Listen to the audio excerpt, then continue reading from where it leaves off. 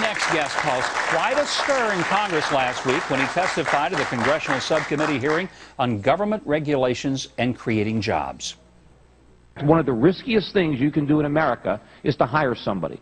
And because of that reason, because of all the liability from government, from lawsuits that you have put on employers, most small businesses, their main concern is how not to hire people.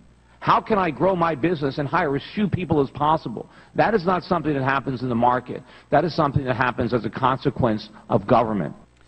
Well, joining me now is CEO of Euro-Pacific Capital and author of How an Economy Grows and Why It Crashes, Peter Schiff. Peter, good to have you with me. Thanks for having me on. All right, why is it risky to hire people right now in America? Well, it's very risky. You know, unfortunately for politics, there are a lot more people who are employees than employers. So politicians want to get votes, so they promise all sorts of special privileges for employees. But when they do that, they put obligations and risks on employers. It is so easy now to sue your boss if he doesn't create the job in the exact manner that the government specifies they have to do it. And because of all these costs, not just the taxes, but the potential litigation, a lot of businesses do what they can not to hire. You know, my precious metals company, Europac Metals, we don't have a receptionist. We just have a voicemail system. So we find a way to get around hiring somebody by using a machine. But the main reason for that is the government makes it too expensive and too risky to hire a human being. That's amazing to me. Now, you got fined $15,000 because you hired somebody. Explain how in the world, in a time when the unemployment rate is the highest it's been in decades, you get in trouble because you hired somebody. Well, actually, the trouble started back in 2008, and the funny part was a lot of these big brokerage firms were firing people, yet they were getting bailout money from the government. I was hiring people and then getting fined for doing it. But it's not, the government technically didn't fine me. It was a regulatory body called FINRA, which is an agency that, a self-regulatory body that regulates all the brokerage firms. But the U.S. government requires me to be a member of that organization. Is it a private organization? It's private, but the government requires you to be a member. If you're not a member... Obamacare, it's really something you're being forced by the government to participate in something in the private sector. Correct. In order to operate. And a lot of the rules and regulations that they enforce come down from Washington, from the SEC. But so what happened was my business was kind of growing rapidly in 2008, and I was hiring a lot of people. I didn't realize I didn't have regulatory permission to grow my business that fast. Whoa, hold it. Why do you need someone to give you permission to grow your business? Well, we shouldn't need it, but that's what the regulations do. And so what happened is they sent a letter to my chief compliance officer telling us to stop hiring until we got the appropriate permission. He didn't show me that letter. I kept hiring anyway, and so that's what really got me into trouble. Not because I hired too many people, but because I didn't stop hiring when I was told to. But I ended up spending maybe $500,000 in legal bills. Whoa. I finally... Wait a minute. They fined you $15,000, and then to fight it, you spent $500,000? Well, the fine didn't come until the end. It was the problem was they sent me a letter telling me to stop doing something, and I didn't listen to them. So that was the big investigation. Hey, why did you keep hiring people when we told you not to? And I had to show that it was just a mistake, that I wasn't just flagrantly violating the rules. But the whole point of the matter is the real reason that these regulations exist, it's not really to protect the investors, in my opinion. What protects the investors is my desire to have a good brand, to have good reputation, to keep my customers. It's competition that protects the customers. But what these regulations really do is they protect the large brokerage firms from the smaller firms like mine that are trying to grow, and the regulators put all these roadblocks in our paths. You know, so many small firms are failing. I started my business back in 1996. There is no way that if the regulations that are in effect today were in effect back then, it would be impossible. I wouldn't have had the resources to overcome the barriers. Now, I guess one of the things I'm trying to understand, and maybe you can help me, but if I were the people who had fined you, what is the rationale for saying that they've got to give permission in order for you to hire people? Well, they tell you how many reps you're allowed to have and how many you're allowed to add. And then there's a safe harbor rule that says you can add a little bit more than that. I went through the safe harbor rule. I was a small firm, and I was getting a lot of new business in 2008, because, you know, I had a book that came out, Crash Proof, and a lot of the forecasts were coming true, so people were seeking out my services, so I had to hire more people.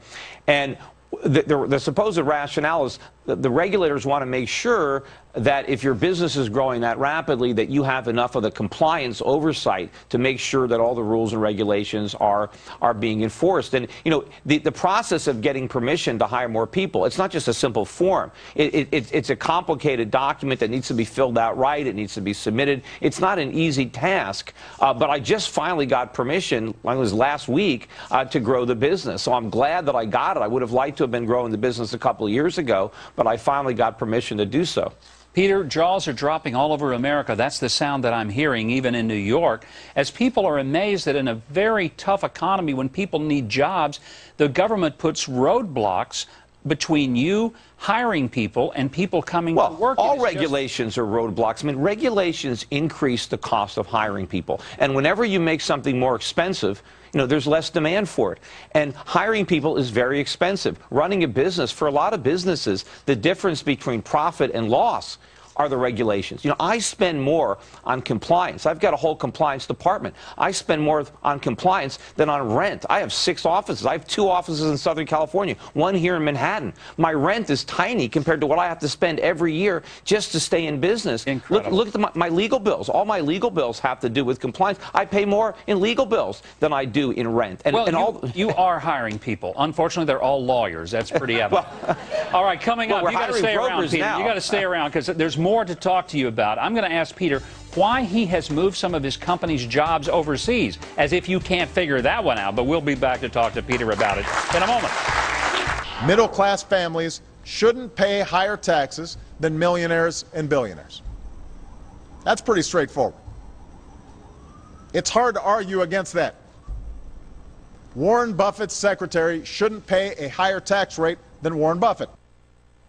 All right, Peter Schiff, you say the president is wrong on this. Tell me why. Well, first of all, Warren Buffett's secretary doesn't pay a higher tax than Warren Buffett. Warren Buffett is the largest shareholder of Berkshire Hathaway. That's the majority of his wealth. And Berkshire Hathaway pays 35% corporate income tax. That's his money. That's Warren Buffett's money. If his corporation didn't pay that tax, it would have been able to pay that money out to him in dividends. So it's completely disingenuous to pretend that Warren Buffett isn't paying a lot of taxes. And, of course, the taxes that he is paying is in capital gains, and that's because Warren Buffett chooses to work for no salary. If he paid himself a salary through Berkshire Hathaway, he would pay a very high tax rate, just like I'm paying. I mean, I'm already paying well over 40% of my income in federal and state income taxes right now. You know, how much more do they want to take?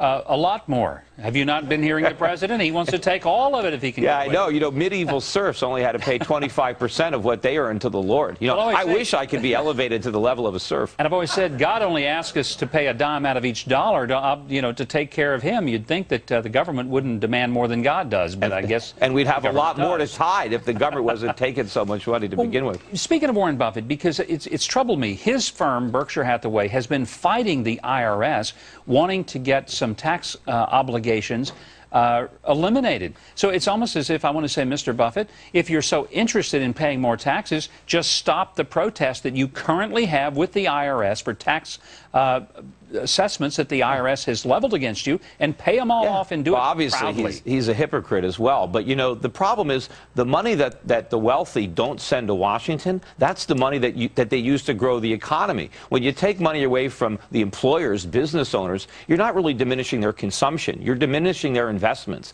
their ability to fund new plant and equipment, to hire people, or to make loans to other businesses, to other startups. So we don't want money that would have been invested in the private sector productively to be sent to Washington to be squandered.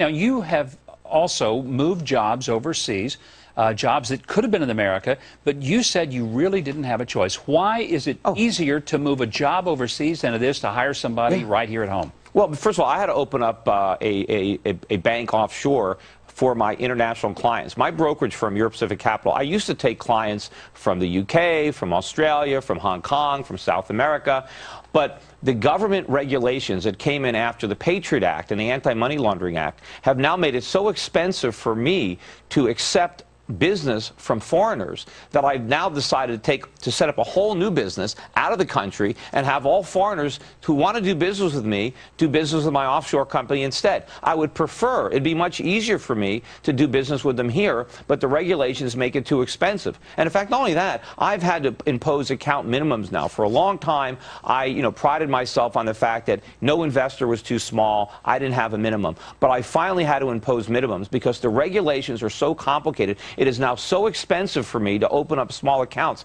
I can't afford it, so I have to stop it. So you have the government, here the government is trying to protect the small investor. But now the government has made it so expensive to even deal with the small investor that no one will take their accounts. So now they have to go and do it all on their own at a discount broker. The government has protected them from getting good advice. You know, Peter, as we talk today, I guess I'm just stunned with the harsh reality. We hear it as a great part of political talking points in political speeches, but you have put the specifics right down for us to understand the very hard facts of how government, not just that government does it, but how does government get in the way of business and make it hard to function, hard to hire, hard to make a profit. Peter Schiff, I want to say thank you for being here. It's been a pleasure to have you here. Peter Schiff. Remarkable story. It's really the kind of thing that just makes one mad to hear about.